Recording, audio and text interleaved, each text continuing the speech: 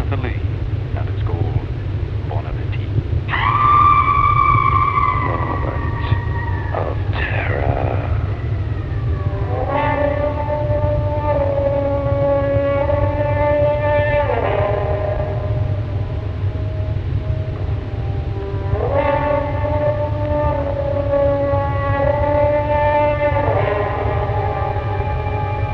It was the first time Fred and Martha had taken an off-base holiday, and it had been somewhat less than a success. The higher rocket broke down continually, the weather stank, and to cap it all, Fred Jr. yowled from morning till night. On their last day, the higher rocket packed up completely, and with nothing else to do, they wandered into a maze of back alleys that crisscrossed Selfie's capital city. In the lee of a crowded street market, they came upon a small restaurant. On the shuttered front, in the 40 known languages of the galaxy, a single line message had been painstakingly printed. The English version ran as follows: "We cater for all tastes. Please come inside." Martha raised her voice above Fred Jr.'s howling. Gee, honey, I'm starved. Can we go in? They got a sign in English. Maybe we can get a decent meal for a change, huh? "Some hopes," snorted Fred. We haven't had anything worth eating since we landed in this godforsaken planet. That travel agent sure saw us coming. I won't forget this vacation in a long time, I can tell you. Oh, for God's sake, Martha, doesn't that goddamn baby ever shut up? The interior of the restaurant was dimly lit by a faint pink glow. Its padded alcoves were furnished with low silver tables and soft piles of embroidered cushions. As Fred and Martha entered, all heads swiveled in their direction. The ensuing silence was filled by Fred Jr. shrieking at the top of his voice. A long, thin individual unwound himself from a corner and shimmied over. Like most of the customers, he was bright purple in hue, had 3 legs, webbed fingers, and a single huge green eye. Murmuring in the soft guttural tones of the native Selfian, he flapped his small, scaly wings in traditional greeting. You got a table? Fred inquired loudly, clapping a sweaty hand over the baby's squalling mouth. We want to eat, you understand? He pointed in the direction of his esophagus and raised his voice another decibel. We want to eat! Savvy? You savvy? The waiter beamed obligingly and ushered them to a vacant alcove. Goddamn place is full of geeks, muttered Fred, lowering his flabby body onto the mound of cushions. His wife plonked her skinny frame down beside him.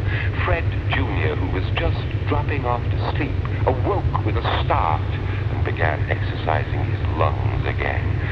Dear God, Martha, if you don't keep that goddamn kid quiet, I'll go berserk. I'm telling you. I swear he hasn't closed his goddamn trap in days.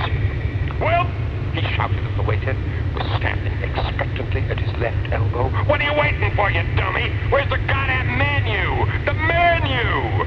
He used 2 podgy forefingers to draw a square in the air and then pointed to his open mouth. Menu! Menu! We want to eat! The waiter smiled a purple smile, and producing a cube of plastic from a flap in his domed forehead, he handed it to Fred with a flourish. Those goddamn foreigners.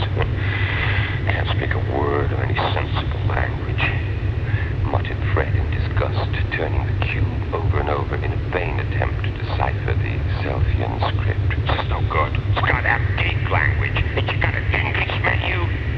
The waiter raised his eyebrow. Holy Moses! What am I doing here? I swear I'm gonna go crazy. I mean, this fool doesn't understand a goddamn word I'm saying, and I can't hear myself think for the noise of that goddamn baby here. And he thrust Fred Jr. into the waiter's webbed hands. Put him somewhere until we've eaten, will you? Somewhere where I can't hear him. And then bring us some food, will you? Anything. He made shooing motions at his screaming son and pointed at his mouth again for good measure. The waiter bobbed his cyclopean head and undulated off. The food, when it arrived, was a pleasant surprise. The vegetables were cooked to perfection, and the meat fairly melted in the mouth. Fred and Martha stuffed themselves until every last morsel had gone. Then, sucking the remaining vestiges of gravy off his double chin, Fred gave a resounding belch and called for the bill and the baby. When this produced no results, he called for the manager.